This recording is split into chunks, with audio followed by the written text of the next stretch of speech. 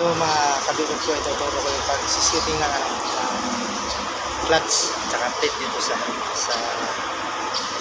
torque converter. Ang tamang clearance nito, ang pinakamakapal, 1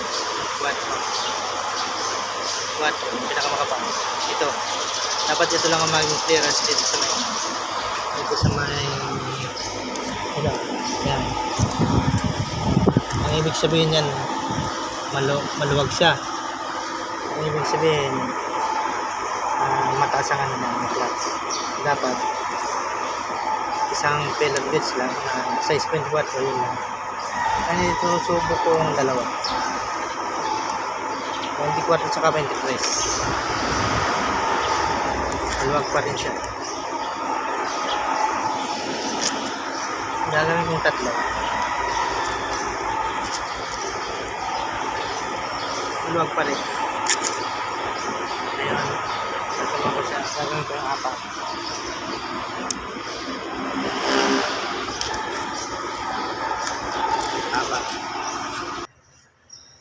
Ang tamang clearance nito, ito lang 24. Kaso ang nagkasya sa kanya, bali 84 na. Yan, dapat na pillar gauge. Ang ibig sabihin nito, yung piston niya, malaki ang plate. Kaya pag bago tumakbo, bago to kumapit, ano muna, malalim, matagal. Pero kung halimbawa ang 24 ang size niya, pagpasok mo ng cambio, kapit ka agad. Paano yung pag-ganyan?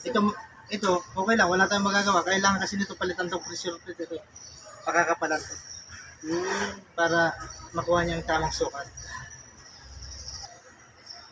Ito naman yung stator niya. Ayan.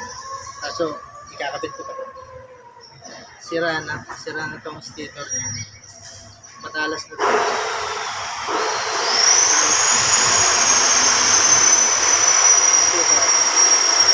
Ito yung bearing.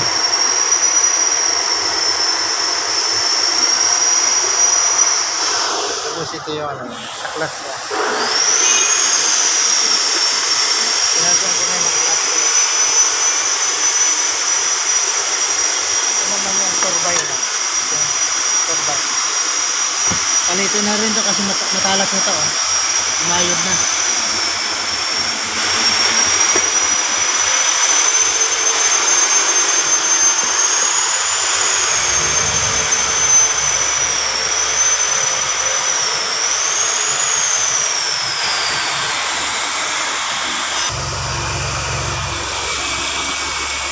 Ito naman yung impeller niya.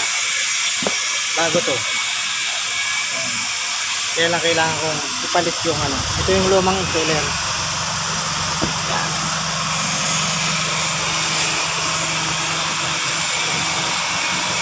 Ito yung papalitan. Kaso ang bearing ito, inilipat ko dito. Pag nagpalit kasi ng turbine, ito matalas na to, matalas na yung turbine, kailangan din palitan pang impeller.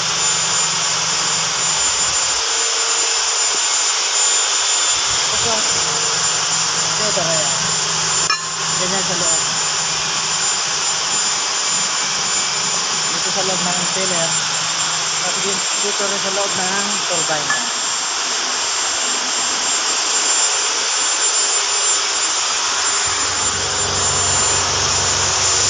Ganyan mga kapit ko yung pag-sitting na yun. May tamang sitting na tamang sa clutch. Ito na yung breather ng torque converter. Important din ito sa breather, hindi barado. Dapat may hingahan to. Dahil kapag walang hingahan, puputok yan Sasabog yung oil seal, o kaya sa mga hose, o kaya sa filter. Kaya important yung breather, nakakasingaw.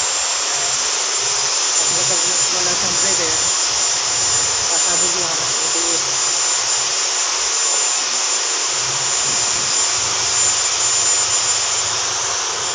Ganun lang ka, pag overall lang top ng motor. Ito naman nito, ang kapalitan ko na to.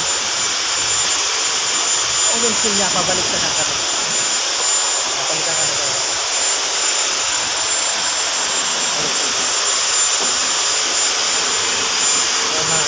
salamat sa panonood sa aking YouTube channel. Ito